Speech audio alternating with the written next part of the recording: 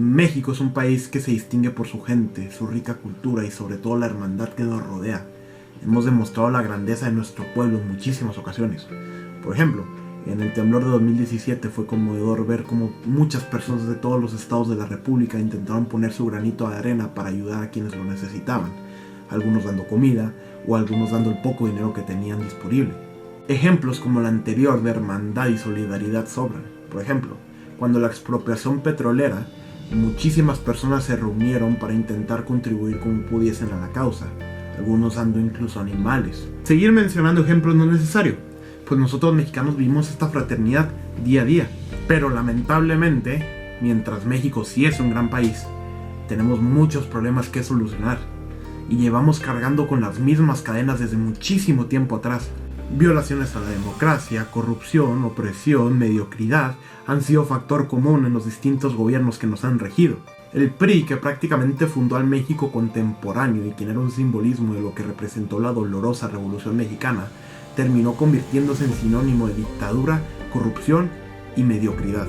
El PAN, que vino como una nueva esperanza que por fin instauraría una verdadera democracia en el país, terminó siendo un sinónimo de irresponsabilidad, muerte, usurpación y, como no, también de corrupción. Ya para el año 2018 México no podía continuar más. No podíamos regresar a un régimen que dejó 43 desaparecidos, ni mucho menos podíamos regresar a aquel que desencadenó una guerra fallida e irresponsable que dejó un saldo de muertos terrible. Los mexicanos necesitaban un cambio, buscaban esperanza, necesitaban sentir que tuvieran un líder que lo representara, un líder que representara a la mayoría olvidada. Y he ahí Andrés Manuel López Obrador. Bajo su campaña política prometió que en su gobierno lucharía contra la corrupción y lucharía junto al más desprivilegiado para por fin lograr la reivindicación que tanto necesitan. Se pintó a él mismo como la esperanza de México, aprovechándose del hartazgo y desesperación en el que estaban sometidos todos los mexicanos. Sin embargo, una vez en el poder, las cosas empezaron a desfigurarse poco a poco. Empezó a señalar a aquellos que se atrevían a cuestionarlo. Empezó a dividir un país que más que nunca necesitaba y necesita de unión, al empezar a llamar a los anteriores como prensa conservadora o simplemente fifís. Respecto a la corrupción, pues tampoco se ven muchos frutos aún. Digo, se hizo mucho escándalo con lo de Lozoya y lo que sea, pero ¿qué ha sido de él?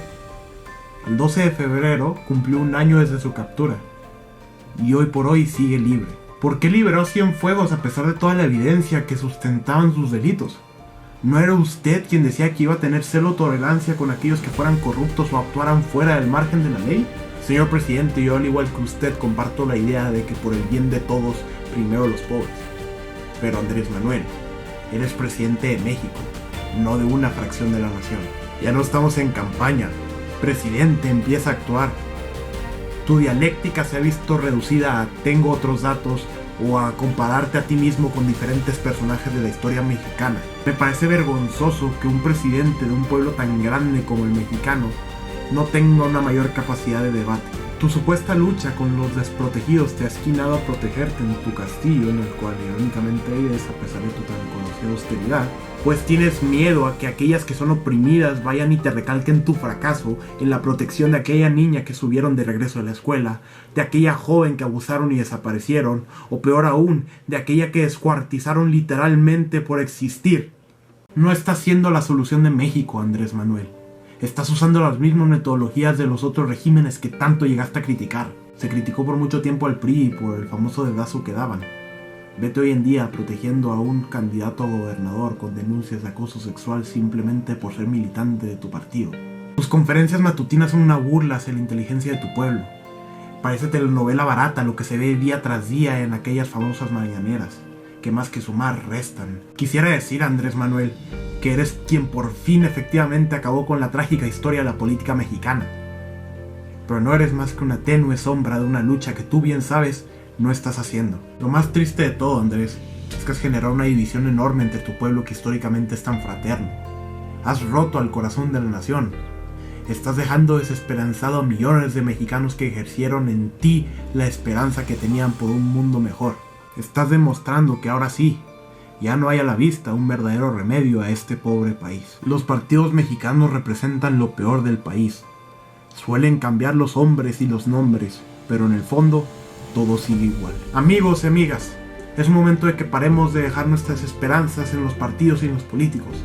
Si los políticos son un reflejo de nosotros mismos, creo que más bien es un momento de reflexión. Empecemos primero por criticar nuestras propias acciones, pues algo tan simple y tan normalizado como dar una mordida contamina nuestra sociedad y termina desencadenando después en líderes inmorales. Yo en lo personal no tengo fe en la actual política mexicana.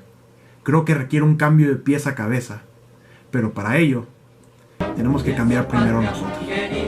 Gracias.